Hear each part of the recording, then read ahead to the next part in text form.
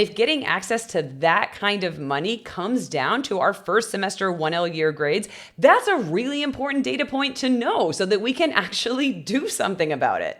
Hey guys, welcome to 1Ls and First Years, a podcast all about the two most important, difficult, overwhelming, confusing, formative, insane moments in time in your lawyering career, the first year of law school and your first year as a lawyer.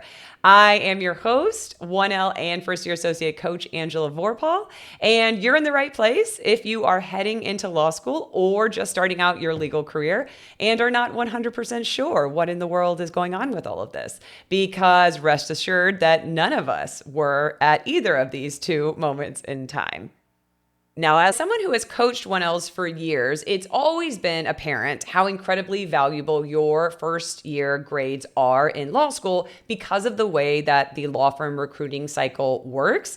But very recently, I would say as recent as this year, law firms have massively moved up that recruiting cycle such that now your first semester 1L year grades are insanely valuable when compared to all of the other grades that you're ever going to get in law school. So in this episode, I thought it would be helpful to talk through the law firm recruiting timeline, how your 1L grades play into you getting your first job as a lawyer, the infamous catch-22 with how law school is graded, and what to do with all of this information. So when it comes to the law firm recruiting timeline, traditionally, or at least as far back as when I was in law school and earlier than that even, law firms would come to campus at the beginning of your second year of law school. So at the beginning of your 2L year to recruit law students in a process known as OCI, or on-campus interviewing. And so, as you can imagine, at the beginning of your 2L year, the only grades that you have are your 1L year grades. And so those were the grades that the law firms who were recruiting on campus were looking at. Now, to kind of play this out a little bit further, you were interviewing at the beginning of your 2L year for your 2L summer associate job. So the job at the law firm in the summer after your 2L year. And then that 2L summer job was designed to hopefully, pretty much inevitably for the longest time, offer you a full-time job upon graduation at the end of that summer if you did good work and essentially didn't totally screw everything up. And so based on 1L year grades, you could get not only your 2L summer job, but your full-time job offer for when you graduated law school the following year as well. And even at that point in time, everyone, sort of the universal feeling was that that timeline was crazy early because, again, the only grades that law firms had to look at in that process were your 1L year grades. And then in the last 5 to 7 years, maybe not even that many, law firms started to open up their applications earlier and earlier and earlier. So rather than just coming to campus at the beginning of your 2L year in August, they started opening up applications in July and then June. And then I would say in the last year or two, so very recently, law firms started opening up those applications into and beginning in the second semester of your 1L year. So 1L year second semester generally ends in May, but these law firms were starting to open up applications not only in May, but in April, in March, in February, even as early as January of the second semester of your 1L year for your 2L summer associate job. So as you can imagine, people started to kind of sort of freak out about this because it was so early and it felt insane that these applications were opening while you were still a 1L. But as early as, or I would say as late as last year, I had students who were applying for jobs for their 2L summer in the second semester of their 1L year. So in January, in February, in March, in April, and in May. And at that point in time, law firms obviously only had your first semester 1L grades to look at, but they were still waiting to see your second semester 1L grades. So they would still ask for you to supplement your applications with your second semester 1L grades as well. So there was still this feeling that you had 2 semesters of 1L grades to submit, even if your first semester 1L grades weren't particularly strong. This year, the law firm recruiting cycle has moved up even more. So essentially, what these law firms seem to be doing, which is not unlike what these law firms have always historically done, which is compete with each other. And so when one law firm starts to do something, other law firms tend to follow suit so that they don't fall behind and they don't lose out on opportunities to recruit the law students that they want to become their junior associates, their first year associates. And so somewhere along the way, law firms realized that they didn't actually need to wait for on-campus interviewing as sponsored by and organized by the law schools. They could just open up applications directly, direct to consumer style, so that law students could apply directly to their law firm websites. And so what has now happened, which is a fluid situation, so it could continue to change, but at least as of now, so many of my 1Ls have let me know that law firms are actually opening up their applications as early this year as November 1. And so November 1 hit, and these applications to law firms' websites were fair game. So if we're talking about not only January, not only December, but up until November, you don't even have any 1L grades yet, right? Because 1L final exams are at the end of November, beginning of December. So you're applying with no grades. Now, is it the case that these law firms are going to want to see your first semester 1L year grades? Yes, they are going to ask to supplement your application with your transcript of your first semester 1L year grades once you get it, but you are in fact applying without law school grades at this point. So in talking about how 1L year grades are coming into play with this law firm recruiting cycle, at this point in time, we're not even talking about second semester 1L grades anymore. We're talking about only first semester 1L year grades. You can literally get hired by law firms based solely on your first semester 1L year grades, which is so wild to think about. Now, I just want to take a quick pause and say, if I did not explain that timeline clearly, or you have questions about that timeline, definitely drop your questions in the comments below, because it feels clear in my head, but I don't know that it came out clearly when I was explaining it. So if you're on YouTube, if you're on Spotify, feel free to drop any questions in the comments below. So I think it's important to take this reality that our first semester 1L year grades can dictate not only our 1L summer job, not only our 2L summer job, but also our full-time job upon graduation, and really play it out so that we know logistically what that actually means for us and what impact that has on us as 1Ls. Now, an important point of clarification here for the law firm recruiting process that we've been talking about, where these law firms are opening up their direct to website applications on November 1, potentially coming to campus through the on-campus interviewing process as early as January or February of your 1L year. These are primarily, if not exclusively, what we call big law firms. And big law firms don't really have a definition as to what qualifies as a big law firm, but we're generally talking about hundreds, if not thousands, of attorneys at these firms divided out in different offices across the country. There are several lists like the AmLaw 100, which determine big law firms based on revenue, if I'm not mistaken.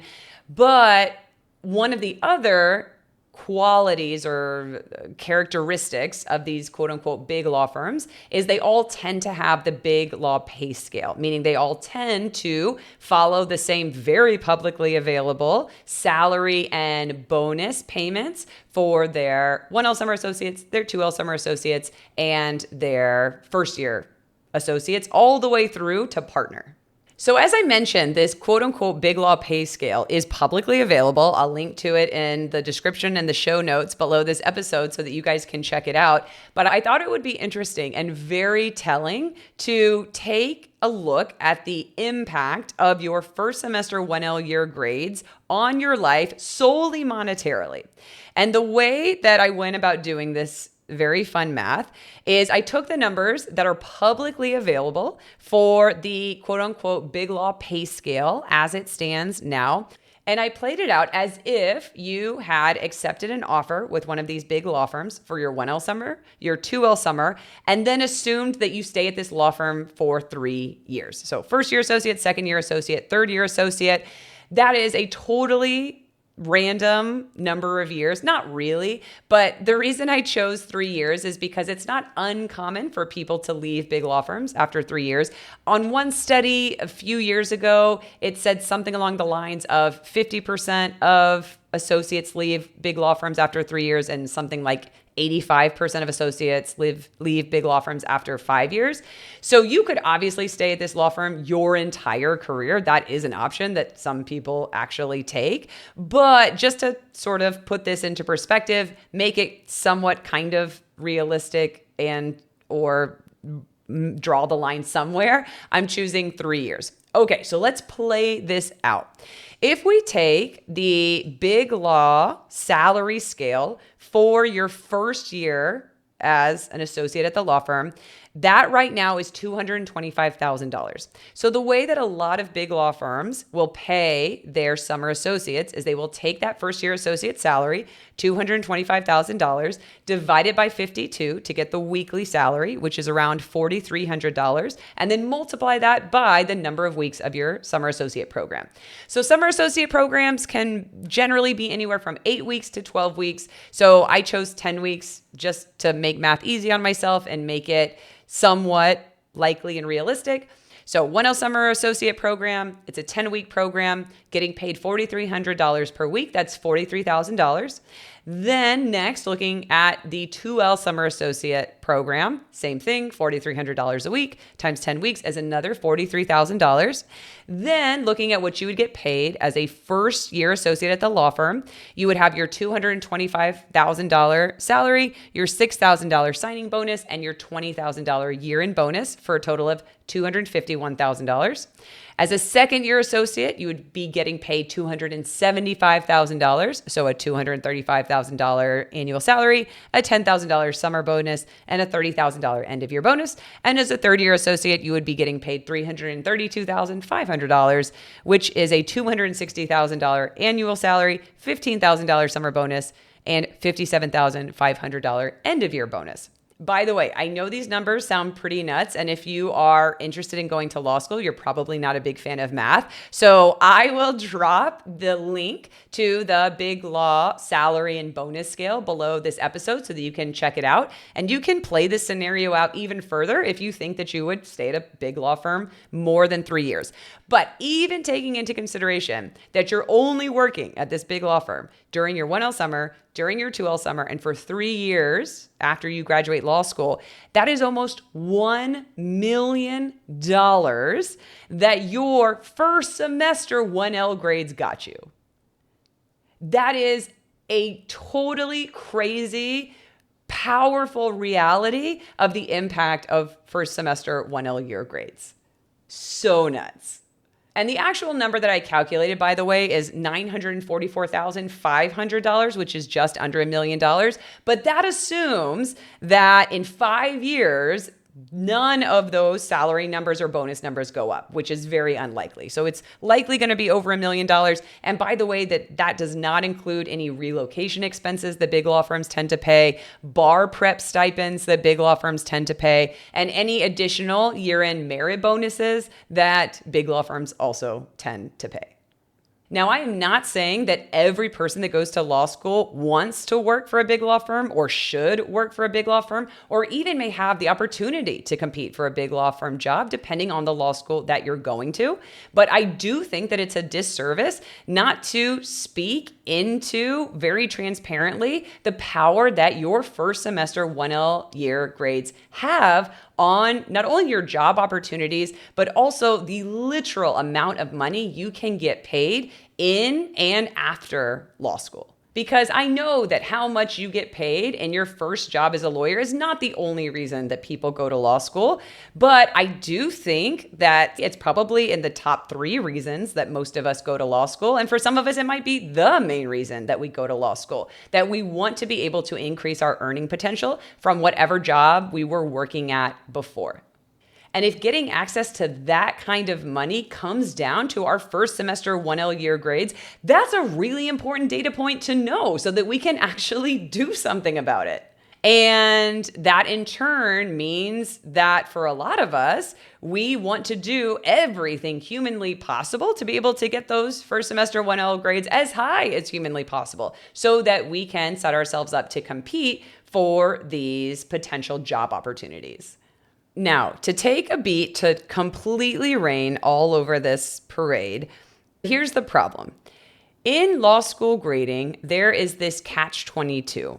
And so you guys may have heard about this, but law school is graded on a curve, which means, if you can sort of picture a bell curve, that there are only a certain percentage of students that can get the top grades in any given class. So if you sort of think of a bell curve where the biggest portion of that curve is in the middle, most law schools have somewhere around a B curve, meaning the vast majority of people will get something in the B range. So B, B minus, or B plus. Let's just say, for the sake of demo, that it's 70% of the class. So in a class of 100 students, 70 people are going to get something in the B range.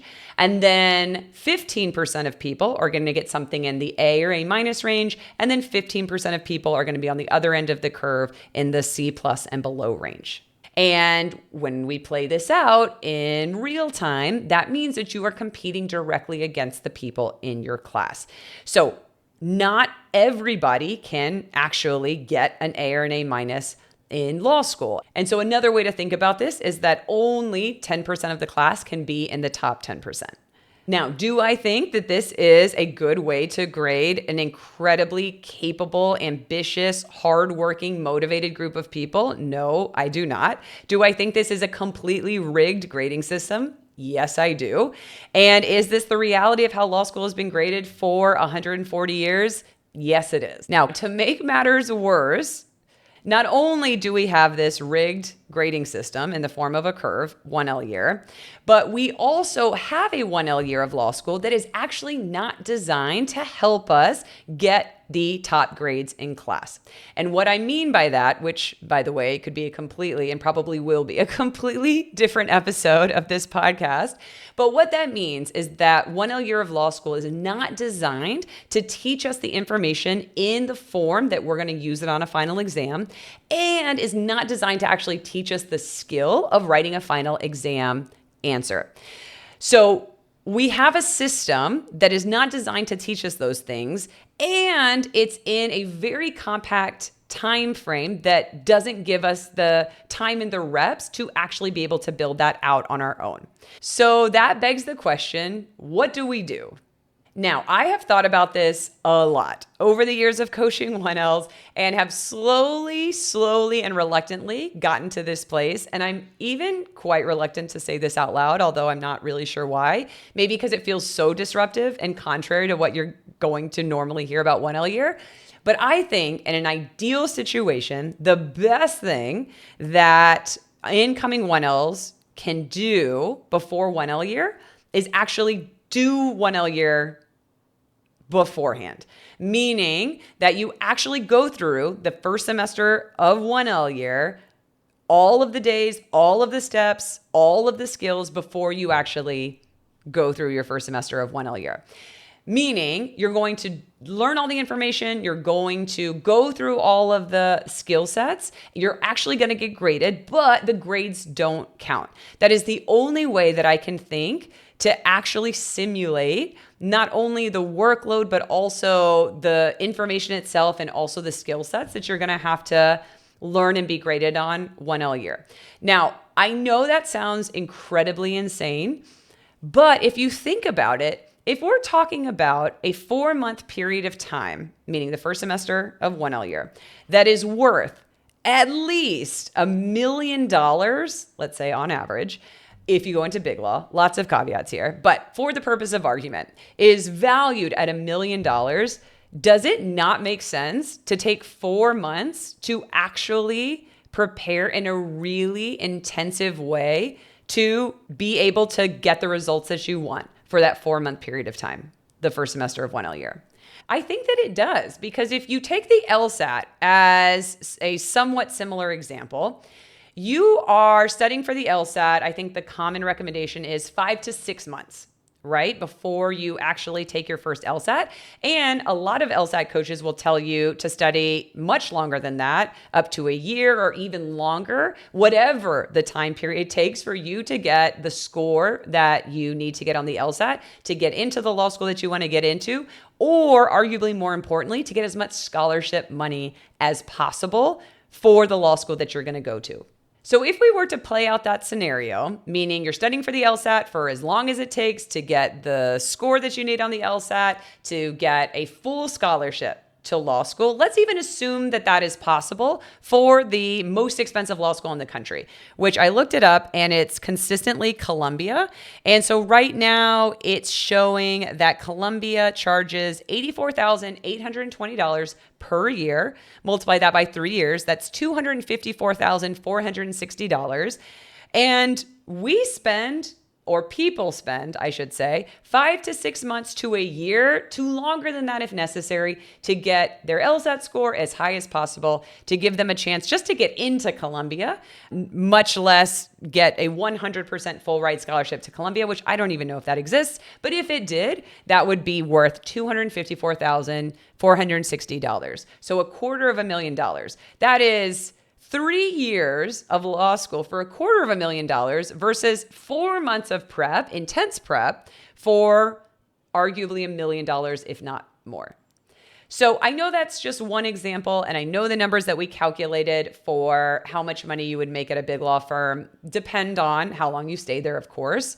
But I don't think that this is actually as outside of the realm of reality as it initially sounds when I say it to myself out loud. So again, just to recap, the solution I'm proposing, ideally, in best case scenario world, is that we as incoming 1Ls actually go through the first semester of law school before we go through the first semester of law school. I think realistically, that would have to happen January to May of the year that you are starting law school in August to get that true semester feel and to have enough time to be able to do it, which is nuts to think about because in January, most law students have not even decided what law school to go to, may not have even gotten an acceptance letter yet, might still be on wait lists, may not have even applied to law school if you're applying later in the cycle. And so you would basically be going through the first semester of 1L a year without actually knowing what law school you ultimately will start at in the fall. But that would be my solution proposition. Now, I know that that is probably not realistic for most people. I have no idea if that would have been realistic for me. I think that I probably could have done that if I got on board with the idea because I was in my last semester of senior year of college. And I think I could have done both at the same time. But I think for most people, the reason why that would be so difficult, I think one would just be getting on board with the idea, right? Getting on board with the idea that that value proposition is worth it to them to be able to go through that entire experience, learn the information, learn the skills, go through the insanity and the pressure and the competitive atmosphere of what 1L year is. So people would have to get on board with that as the proposed solution. First of all, I think the other thing that would be really difficult to overcome is this belief, and not even just belief, but just common saying that so many people, everybody you will talk to will tell you, which is there's nothing you can do to prepare for 1L year, which is also, I think, going to be an entirely different episode because I have very strong feelings about that. But I think the other thing that is tough about this proposed solution and people actually getting on board with it is that, as I mentioned, people are doing a lot of things. You guys are doing a lot of things in that spring and summer before law school starts, right? So not only are a lot of people, some people at the very least, they haven't even applied yet. You're still on wait list. You haven't gotten any or all of your admissions decisions yet. You're also probably still working full-time for a lot of people, or going to school full-time for a lot of people. At some point, you're likely going to have to move to then go to this new city that you're going to be going to law school in. And so it's a really, really busy time of life for a lot of people. And so I think that just based on the time factor alone, I think that would be really difficult for most of us, if not all of us. The other thing I would add to that list is that a lot of us, if not all of us heading into law school tend to have this pretty strong sense of confidence that law school is not going to be that hard, or that it's actually not going to be that tough to get to the top of the class, because so many of us who continue on to law school do that because we have always been good at school. We've done really well in undergrad. We've done really well in grad school. School has always come easily to us.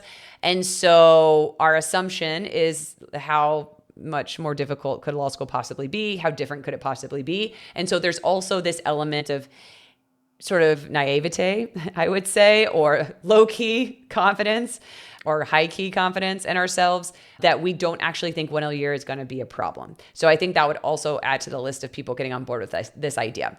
But all of that to say, I think what could potentially be the next best solution is doing some version of 1L year light. And so what I have always done with my incoming 1L students is teach you guys the strategies and the skills that you need in order to be able to take on the first semester of 1L year, just because 1L year starts and continues so fast and furious that there is actually not the time to sufficiently to learn this stuff and apply it in the 4 months of law school, of the first semester of law school itself. And so if we can know those strategies and develop those skills ahead of time, then you can hit the ground running. And the only thing you're then applying is the actual substantive content that you're learning. But lately, as I have come to this resolution, conclusion, observation, I actually think that even what we do prior to 1L year in my 1L coaching program needs to be turned up.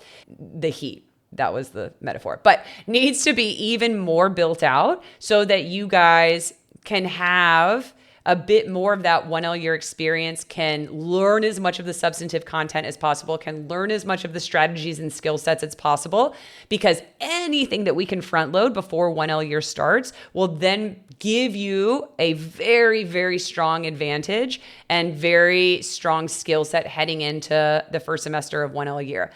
And again, even if your goal is not to work in big law, you are going to still have to go through the same first semester 1L year experience as everybody else. You're still going to have to learn the information, still going to have to learn these skill sets. You're still going to be supposedly applying for a job, even if it's not big law.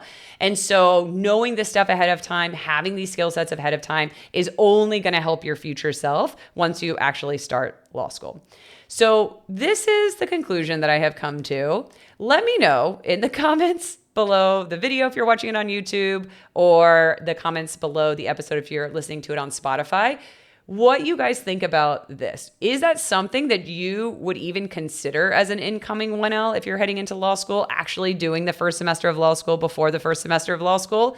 Would you be willing to do something like 1L semester light so that you can at least get some of the aspects of all of the experience before you head into the first semester of law school? Also, let me know if you knew how powerful these first semester 1L year grades were, because I think only recently did it even occur to me to do the math to see how much your earning potential can be based on 1L year first semester grades alone.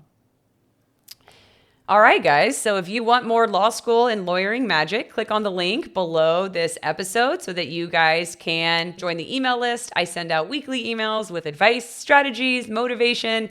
And if you guys enjoyed this episode, or it sparked something for you, or you want to be notified when more episodes come out, you can like and subscribe on YouTube. And then on Spotify, you can actually go to the podcast homepage, click on the 3 little dots, click rate this podcast, and then of course click on the 5 stars, because apparently in podcast land, anything less than 5 stars means that you hated it. So 5-star review if you actually like this and actually want more episodes around law school and lawyering. And as I mentioned, guys, if you have any questions, any comments, definitely drop them below the video on YouTube, below the episode on Spotify, and I will talk to you guys in the next one.